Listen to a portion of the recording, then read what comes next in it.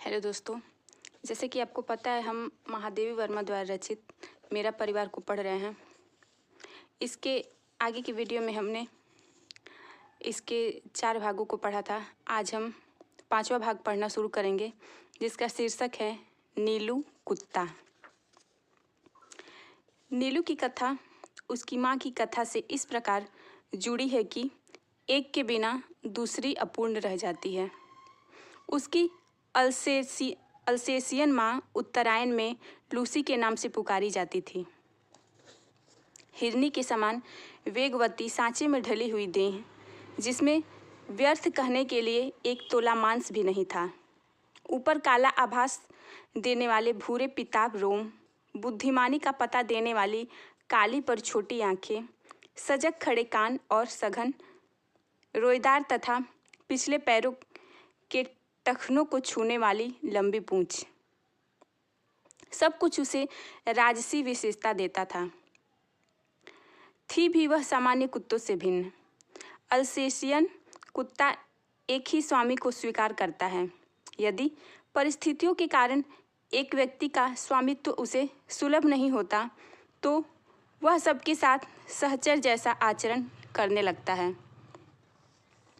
दूसरे शब्दों में, आदेश किसी का नहीं मानता, परंतु सबके स्नेहपूर्ण अनुरोध की रक्षा में तत्पर रहता है।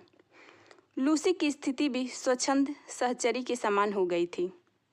उत्तरायण में जो पगडंडी 2 पहाड़ियों के बीच से मोटर मार्ग तक जाती थी, उसके अंत में मोटर स्टॉप पर एक ही दुकान थी, जिससे आवश्यक खाद्य सामग्री प्राप्त हो सकती थी। शीतकाल में यह 2 पर्वतीय भित्तियों का अंतराल बर्फ से भर जाता था और उससे पगडंडी के अस्तित्व का चिन्ह भी शेष नहीं रहता था। तब दुकान तक पहुंचने में असमर्थ उत्तरायण के निवासी लूसी के गले में रुपए और सामग्री की सूची के साथ एक बड़ा अंगोछा या चादर बांधकर उससे सामान लाने का अनुरोध करते थे। वंश परंपरा से बर्फ में मार्ग बना लेने की सहज चेतना के कारण वह सारे व्यवधान पार कर दुकान तक पहुंच जाती। दुकानदार उसके गले में कपड़ा खोलकर रुपया, सूची आदि लेने के उपरांत सामान की गठरी उसके गले या पीठ से बांध देता और लूसी सारे बोझ के साथ बर्फीली मार्ग पार करती हुई सकुशल लौट आती थी। किसी किसी दिन उसे कई बार आना जाना पड़ता था।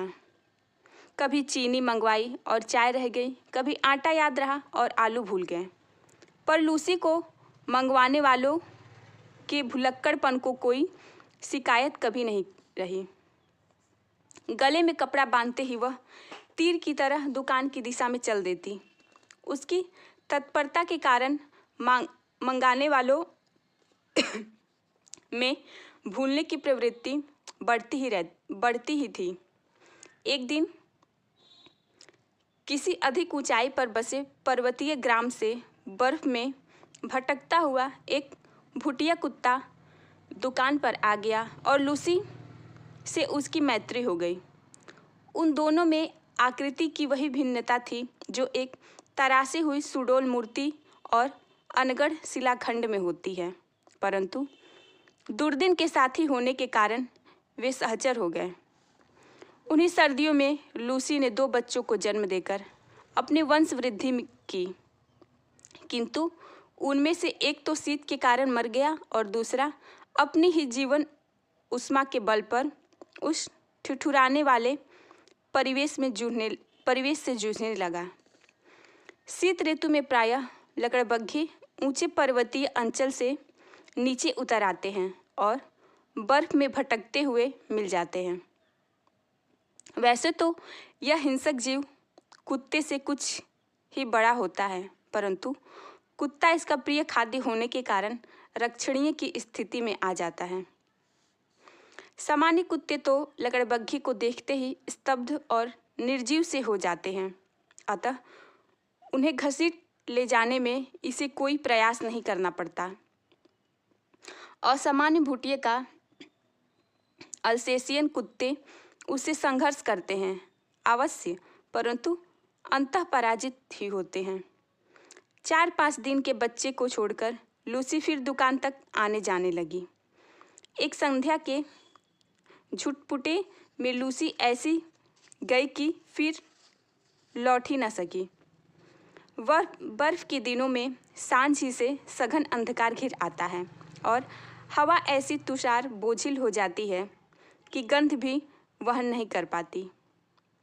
इसी से प्रायः शीतकाल में घ्राण शक्ति के कुछ कुंठित हो जाने के कारण कुत्ते लगड़बग्घे के आने की गंध पाने में असमर्थ रहते हैं और उसके अनायास आहार बन जाते हैं। सवेरे बर्फ पर कई छोटे बड़े पंजों के साथ आगे पीछे घसीटने के चिन्ह देखकर निश्चय हो गया कि लूसी ने बहुत संघर्ष के उपरांत ही प्राण दिए होंगे। बर्फ पर रक्त के पनीले धब्बे ऐसे लगते थे मानो किसी बालक की ड्राइंग पुस्तिका के सफ़ेद पृष्ठ पर लाल स्याही की दावात उलट गई हो। लूसी के लिए सभी रोए, परंतु जिससे सबसे अधिक रोना चाहिए था वह बच्चा तो कुछ जानता ही न था। एक दिन पहले उसकी आंखें खुली थी, अतः माँ से अधिक वह दूध के अभाव में शोर मचाने लगा। दुग्ध चूर्ण से चूर्ण बनाकर उसे पिलाया गया, पर रजाई में भी वह माँ के पेट की उष्णता खोजता और ना पाने पर रोता चिल्लाता रहा। अंत में हमने उसे कोमल ऊन और अधबुने स्वेटर की डलिया में रख दिया, जहाँ वह माँ के सामीप्य सुख के भ्रम में सो गया। डलिया में वह ऊन की गेंद जैसा ही लगता था। आने के समय उसे अपने साथ प्रयाग लाना पड़ा। बड़े होने पर देखा कि वह अपनी माँ के समान ही विशिष्ट है। भूटिये बाप और अल्सेशियन माँ के रूप रंग ने उसे जो वर्ण संकरता दी थी, उसके कारण न वह अल्सेशियन था न भूटिया। रोमों के भूरे, पीले, काले रंगों के सम्मिश्रण से जो रंग बनता था वह एक विशेष प्रकार का धूप छाही हो गया था।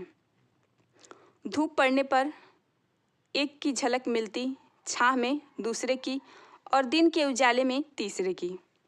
कानों की चौड़ाई और नुकीलेपन में भी कुछ नवीनता थी। सिर ऊपर की ओर अन्य कुत्तों के सिर से बड़ा और चौड़ा था और नीचे लंबोतरा पर सुडौल पूंछ अल्सेशियन कुत्ते की पूंछ के समान सघन रोमों से युक्त, पर ऊपर की ओर मुड़ी कुंडलीदार थी। पैर अल्सेशियन कुत्ते के पैरों के समान लंबे, पर पंजे भूटियों के समान मजबूत, चौड़े और मुड़े हुए नाखूनों से युक्त थे। शरीर के ऊपर का भाग चौड़ा, पर नीचे का पतले पेट के कारण हल्का और तीव्र गति का सहायक था। आंखें न काली थी न भूरी और न कंजी। उन गोल और काली कोर वाली आंखों का रंग शहद के रंग के समान था, जो धूप में तरल सुनहला हो जाता था और छाया में जमे हुए मधु सा पारदर्शी लगता था। आकृति की विशेषता के साथ उसके बल और स्वभाव में भी विशेषता थी। ऊंची दीवार में वह एक छलांग पार कर लेता था। भले का स्वर इतना भारी, मंद और गूंजने वाला था कि रात्रि में उसका एक बार भौंकना भी वातावरण की स्तब्धता को कंपित कर देता था। अन्य कुत्तों के समान खाने के लिए ललायित रहना, प्रसन्नता व्यक्त करने के लिए पूंछ छिलाना, कृतज्ञता ज्ञापित करने के लिए चाटना, याचक के दीन भाव से स्वामी के पीछे पीछे घूमना, अकारण भौंकना, काटना आदि प्रकृति दत्त स्वगुणों का उसमें सर्वथा अभाव था। मैंने अनेक कुत्ते देखे और पाले हैं, किंतु कुत्ते के दैन्य से रहित और उसके लिए अलभ्य दर्प से युक्त मैंने केवल नीली को ही देखा। उसके प्रिय से प्रिय खाद्य को भी यदि अवज्ञा के साथ फेंककर दे दिया जाता तो वह उसकी ओर देखता भी नहीं, खाना तो दूर की बात। यदि उसे किसी बात पर झिड़क दिया जाता तो बिना बहुत मनाए वह मेरे सामने आता ही न था। विगत 12 वर्षों से उसका बैठने का स्थान मेरे घर का बाहरी बरामदा ही रहा, जिसकी ऊपरी सीढ़ी पर पोर्टिको के समान बैठकर वह प्रत्येक आने जाने वाले का निरीक्षण करता रहता। मुझसे मिलने वालों में प्राय वह सबको पहचानता था। किसी विशेष परिचित को आया देखकर वह सदैव धीरे धीरे भीतर आकर मेरे कमरे के दरवाजे पर खड़ा हो जाता। उसका इस प्रकार आना ही मेरे लिए किसी मित्र की उपस्थिति की सूचना थी। मुझसे आ रही हूँ सुनने के उपरांत वह पुनः बाहर अपने निश्चित स्थान पर जा बैठता।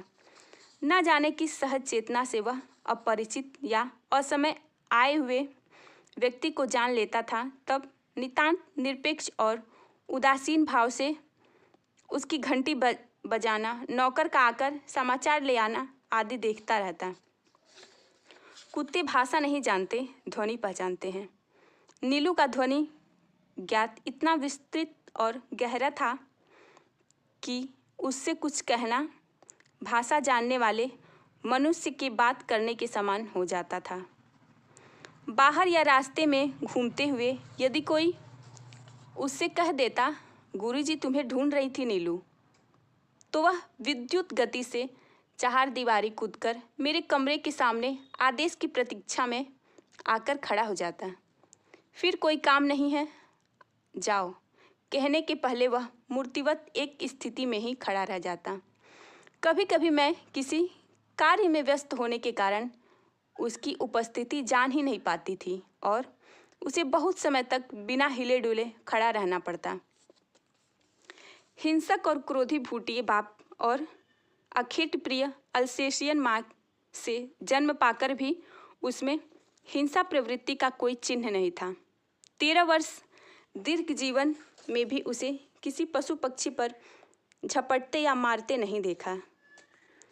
उसका यह स्वभाव मेरे लिए ही नहीं, सब देखने वालों के लिए आश्चर्य की घटना थी।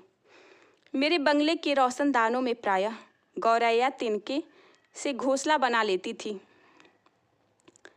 मुझे उनके परिश्रम पूर्वक बनाए हुए घोंसले उजाड़ना अच्छा नहीं लगता, अतः कालांतर में उनमें अंडों और पक्षी शावकों की सृष्टि बस जाती है। कुछ कुछ अंकुर जैसे पंख निकलते ही वे पक्षी शावक उड़ने में असफल प्रयास में रोशनदानों से नीचे गिरने लगते हैं। इन दिनों नीलू उनके सतर्क पहरेदारों का कर्तव्य संभाल लेता था। उसके भय से कोई भी कुत्ता बिल्ली उन नादान उड़ने गिरने वालों को हानि पहुंचाने का साहस नहीं कर पाता था। कभी कभी बहुत छोटे पक्षी शावकों को पुनः घोंसलों में रखवाने के लिए वह उन्हें हौले से मुंह में दबाकर मेरे पास ले आता था। जब तक रोशनदान से सीढ़ी लगवाकर मैं उस बच्चे को घोंसले में पहुंचाने की व्यवस्था न कर लेती, तब तक वह या तो बड़ी कोमलता से उसे दबाए खड़ा रहता या मेरे हाथ से देकर प्रतीक्षा की मुद्रा में देखता रहता। सवेरे नियमानुसार जब मैं मोर, खरगोश आदि को दाना देने निकलती, तब वह चाहे जाड़ा हो चाहे बरसात मुझे दरवाजे पर ही मिलता और मेरे साथ साथ घूमता। पक्षियों के कक्ष में 2 फुट ऊंची दीवार पर जाली लगी हुई है। नीलू दीवार पर दोनों पंजे रखकर खड़ा हो जाता और अपनी गोल आंखें घुमाकर प्रत्येक कक्ष में और उसमें रहने वालों का निरीक्षण परीक्षण करता रहता। इससे इस नियम में कभी व्यतिक्रम नहीं पड़ा। उसका रात का कर्तव्य भी स्वेच्छा स्वीकृति और निश्चित था। सबके सो जाने पर वह गर्मियों में बाहर लॉन पर और सर्दियों में बरामदे के तख्त पर बैठकर पहरेदारी का कार्य करता। रात में कई बार वह पूरे कंपाउंड का और पशु पक्षियों के घर का चक्कर लगाता रहता। रात चाहे उजली हो, चाहे बादल गरज रहे हों, चाहे आंधी चल रही हो, उसके चक्कर को विराम नहीं था। रात के सन्नाटे में उसके मंद गंभीर स्वर से ही हम अनुमान लगा लेते थे कि वह किस कोने में पहरा दे रहा है। खरगोश धरती के भीतर सुरंग जैसे लंबे और दोनों ओर द्वार वाले बिल खोद लेते हैं। एक रात मेरे खरगोश बिल खोदते खोदते पड़ोस के दूसरे कंपाउंड में जा निकला और उनमें से कई जो इस अभियान में अगुआ थे, जंगली बिल्ले द्वारा छत विछत कर दिए गए। सुरंग से बाहर जाने वालों का जो हाल होता, उससे भीतर रहने वाले अनजान रहते हैं। अतः एक के पीछे एक निकलते हुए खरगोश में सभी को मरजारी या श्रृंगाल का आहार बन जाना पड़ता। किंतु उनके सौभाग्य से पहरे के नित्य क्रम में घूमते हुए नीलू ने संभवतः पत्तियों की सरसराहट से सजग होकर चार दीवारी के पार देखा होगा और शीत की कुहराच्छन्न रात की मलिन चांदनी में भी उसने खरगोशों के संकट को पहचान लिया होगा। उसके कूदकर दूसरे ओर पहुंचते ही बिल्ला तो भाग गया, परंतु खरगोशों को बाहर निकालने से रोकने के लिए वह रात भर ओस से भींगता हुआ सुरंग के द्वार पर खड़ा रहा। यह परोपकार नीलू के लिए बहुत महंगा पड़ा, क्योंकि उसे सर्दी लगने से निमोनिया हो गया और कई दिनों तक इंजेक्शन, दवा आदि का कष्ट झेलना पड़ा। वैसे वह शांत भाव से कड़वी दवा भी पी लेता था और सुई भी लगवा लेता था। एक बार जब मोटर दुर्घटना से आहत हो मुझे मार्ग से ही अस्पताल जाना पड़ा, तब संध्या तक मेरी प्रतीक्षा करके और कपड़े, चादर, कंबल आदि सामान अस्पताल में ले जाने वालों की हड़बड़ी देखकर उसकी सहज चेतना ने किसी अनिष्ट का आभास पा लिया। जो भी हो, उस संध्या को मेरे बंगले पर पहुंचा वह नीलू की विषादमयी निश्चेष्ट मुद्रा देखकर विस्मित हुए बिना नहीं रहा। जब 3 दिन तक उसने न कुछ खाया न पिया, तब डॉक्टर से अनुमति लेकर उसे अस्पताल लाया गया। पट्टियों की घटा टोप में मुझे अच्छी तरह देखने के लिए वह पलंग के चारों ओर घूमने लगा और फिर अस्वस्थ होकर प्रहरी और चिरपरिचित मुद्रा में मेरे पलंग के नीचे जा बैठा। 2 घंटे बाद बहुत समझाने पुचकारने के उपरांत ही उसे घर पहुंचाया जा सका। तब से हर दूसरे दिन अस्पताल न ले जाने पर वह अनशन आरंभ कर देता। इस प्रकार अस्पताल में भी वह नियमित रूप से मिलने आने वालों में गिना जाने लगा और डॉक्टर, नर्सें सब उससे परिचित हो गए। नीलू को 14 वर्ष का जीवन मिला था और जन्म से मृत्यु के क्षण तक वह मेरे पास ही रहा। अतः उससे संबंध, घटनाओं और संस्मरणों की संख्या बहुत अधिक है। कुत्तों में वह केवल कजली के समीप से ही प्रसन्न रहता था, परंतु कजली और बादल एक क्षण के लिए भी एक दूसरे से अलग नहीं रह सकते थे। परिणामतः नीलू बेचारा एकाकी ही रहा। जीवन के समान उसकी मृत्यु भी दैन्य से रहित थी। कुत्ते की मौत मरना कहावत है, परंतु यदि नीलू के समान शांत, निर्लिप्त भाव से कोई मृत्यु का सामना कर सके तो ऐसी मृत्यु मनुष्य को भी काम्य होगी। मेरे पास अनेक जीव जंतु हैं, परंतु जिसके बुरा मान जाने की मुझे चिंता हो, ऐसा अब कोई नहीं। दोस्तों, यह भाग यहीं समाप्त होता है। शेष भाग को हम अगले की वीडियो में पढ़ेंगे। तब तक के लिए धन्यवाद।